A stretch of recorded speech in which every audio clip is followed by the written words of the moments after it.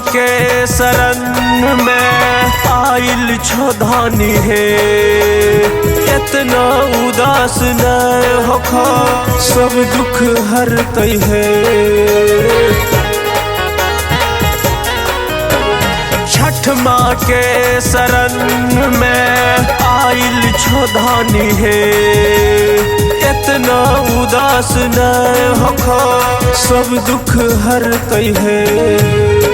छठी मैया के दिल से पुकार है, वह पूरा करता है मन के मुराद है।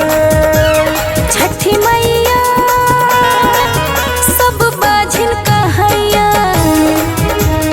आत्मा हमार सब दिन कलपैया।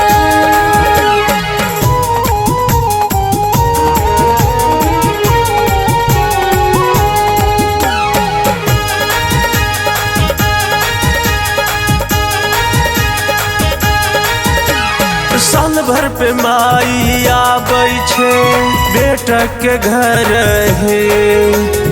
इतने तो कृपा करो माई, है आस है।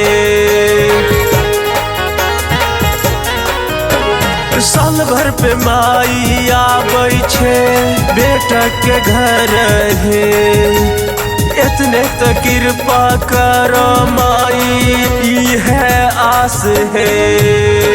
रामेश राकेश कहे हाथ जोड़ी के, छठी मैया के भजन गाई के, भजन गाई के, भजन गाई के। छठी